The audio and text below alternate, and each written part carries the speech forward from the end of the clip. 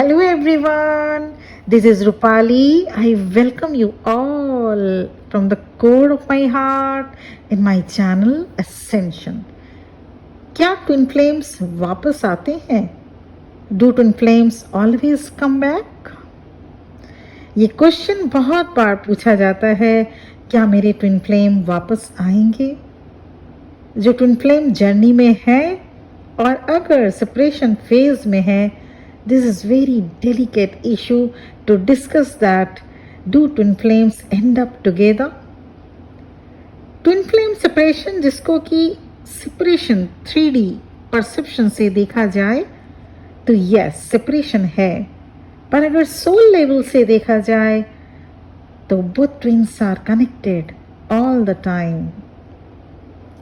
There is no separation at all. और इस topic को एलाबोरेटली बताना आप सबको ज़रूरी भी है, जिससे आप ये जान पाए what's the reality of this connection. बस आपको लॉजिकल माइंड को बैक सीट पर रखना होगा. सी, अगर आप मैरिड हैं विथ किड्स या अगर आप अपने ट्विन से बहुत अधिक ज्योग्राफिकल डिस्टेंस में हैं, तो आपके माइंड के पॉइंट ऑफ व्यू से देखा जाए तो यस, आप लोग सेपरेट काफ़ी लंबे टाइम के लिए भी रह सकते हैं. पर मैं यहाँ कुछ केस स्टडीज़ और खुद अपनी एग्जाम्पल देके बताना चाहूँगी कि रीयूनियन होता है और उसे आपको कैसे लेना चाहिए. तो अगर आप ट्रू ट्विन फ्लेम्स हैं और स्पिरिचुअल अवेकन्ड हैं, तभी आप इस वीडियो को पूरा देखें, क्योंकि तभी आप समझ पाएंगे जो मैं आपको बताना चाह रही हूँ. A twin flame is the ultimate truth of your incomplete self. Twin flames को रीयूनाइट होने के लिए अपने ऊपर वर्क करने की ज़रूरत होती है,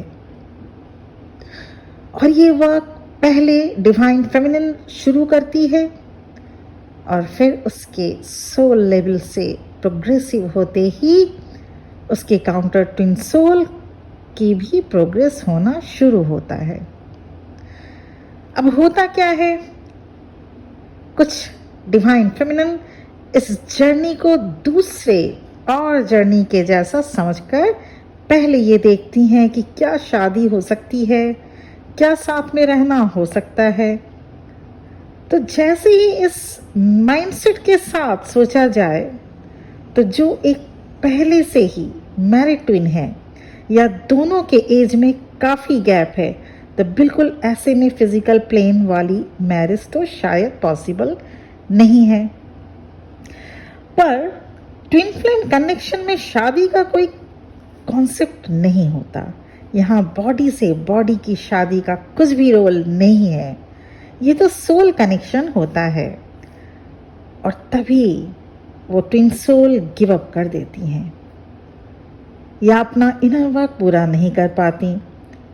तो ऐसे में उन्हें फिर से रीबर्थ लेना होगा और कोई दूसरे सिचुएशन के साथ ये जर्नी दी जाएगी और उसे कंप्लीट करना होगा. सिर्फ शादी नहीं हो सकती या वो तो किसी और से कमिटेड हैं, ये सोचकर बैठ जाने से नहीं होगा. आपको अपने को इवॉल्व करना होगा, स्पिरिचुअल बीइंग बनना होगा, ताकि आप अपने ट्विन की अवेकनिंग करा सकें या अवेकनिंग में रोल प्ले कर सकें. आखिर आपको समझना होगा कि आपको मिलाकर फिर सेपरेशन दिए जाने के पीछे क्या रीज़न हो सकता है गॉड का. नहीं, बिल्कुल ये नहीं कि आप अपनी लाइफ उनको पूरी लाइफ उनको सोचते हुए और रोते हुए खराब कर लें. नहीं, बल्कि आप ऊपर उठें इस दुनिया की मायाजाल से और सच्चाई को देखें और एक्सेप्ट करें. मेरे ऐसे बहुत से क्लाइंट्स हैं जो मैरिड हैं और उनमें एज गैप भी काफ़ी है. Even then they don't give up.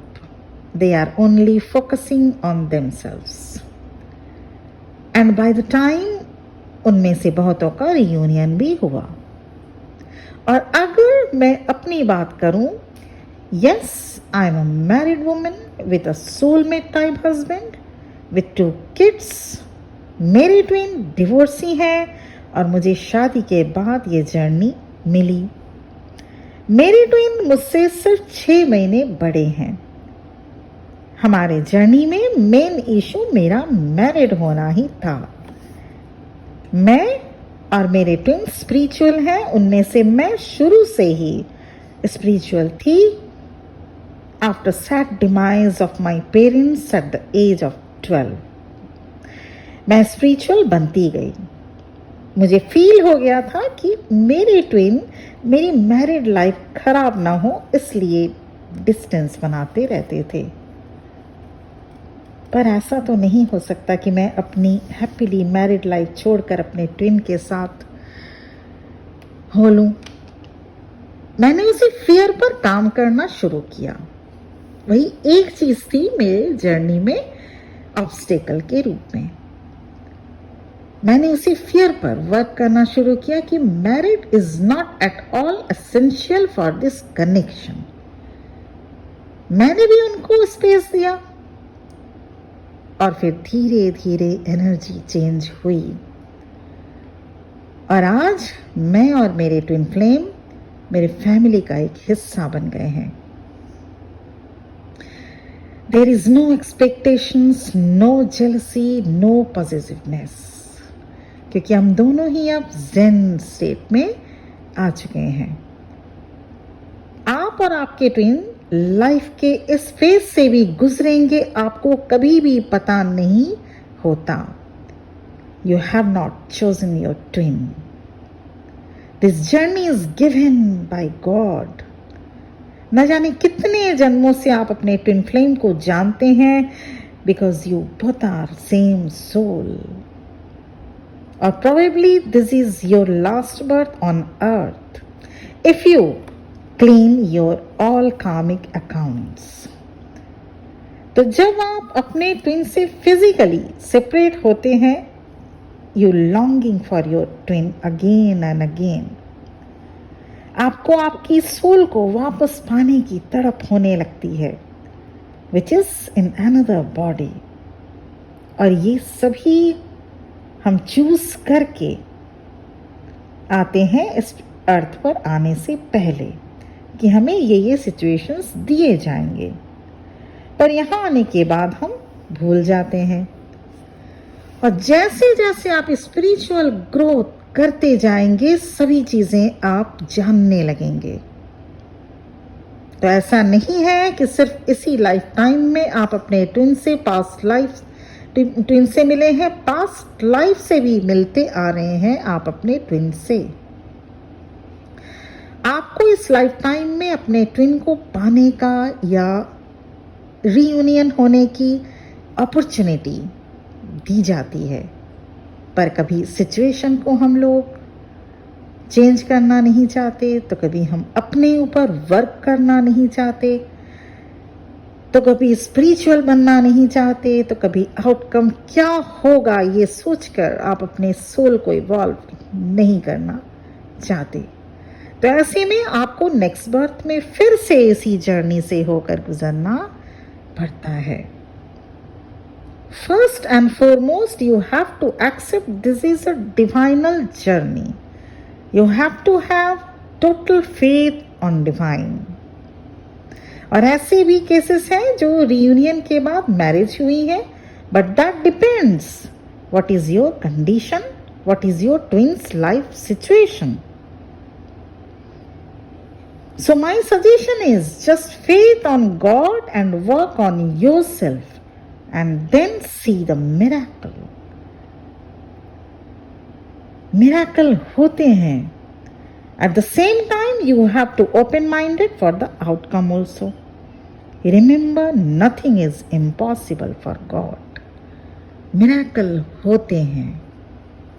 आप लोगों में से सभी ने अपने लाइफ में मिराकल्स को जरूर एक्सपीरियंस किया होगा। तो रीयूनियन ट्विन फ्लेम का 100% होता है, हार्मोनियस रीयूनियन 100% होता है, लेकिन अपने ऊपर वर्क करना होगा। डिवाइनल जर्नी है, डिवाइन पर फेथ करना होगा। और सरेंडर करना होगा, तभी मिरेकल बिल्कुल होगा। वेट एंड वॉच, लेकिन उसके साथ ही अपने सोल को, अपने स्पिरिट को इवॉल्व करना है। तो आज का मेरा वीडियो यही था कि क्या रीयूनियन होता है। बहुत लोगों का ये आंसर रहता है, 100% रहता ही होगा। मैं जब आपके फेज में थी, मेरा भी ये क्वेश्चन मेरे माइंड में चलता रहता था, क्या रीयूनियन होता है। लेकिन रीयूनियन आपको गॉड के ऊपर सरेंडर करना होगा, फेथ करना होगा आपको भगवान के ऊपर। किसी का रियूनियन 1 साल 2 साल, किसी का रियूनियन 4 साल 5 साल, ऐसे टाइम लग जाते हैं। उसके भी पीछे 2 वजह हो सकती हैं। पहला तो आपका वर्क, कैसे आपने अपने इनर वर्क को कंप्लीट किया, और सेकंड कितना कार्मिक अकाउंट आपके पास है बैलेंस करने के लिए। ये दोनों पॉइंट्स होती हैं। इन द मीन टाइम आपको डिवाइन पे 100% फेथ करना होगा, और आपको अपने फिर से कार्मिक अकाउंट, बैड कार्मा को ऐड ऑन नहीं करना होगा। ये दोनों काम आपको करने हैं। रीयूनियन 100% पॉसिबल है। This is my last word. होता है रीयूनियन। आज का मेरा वीडियो यहीं पे खत्म होता है, इस उम्मीद के साथ आपको ये पसंद आया होगा। अगर पसंद आए, लाइक शेयर एंड सब्सक्राइब करना मत भूलिएगा। बेल आइकन को भी साथ ही प्रेस कर दीजिएगा। आज के लिए इतना ही। अपना ध्यान रखिए। बहुत बहुत ब्लेसिंग्स आप सभी को। ओम नमः शिवाय।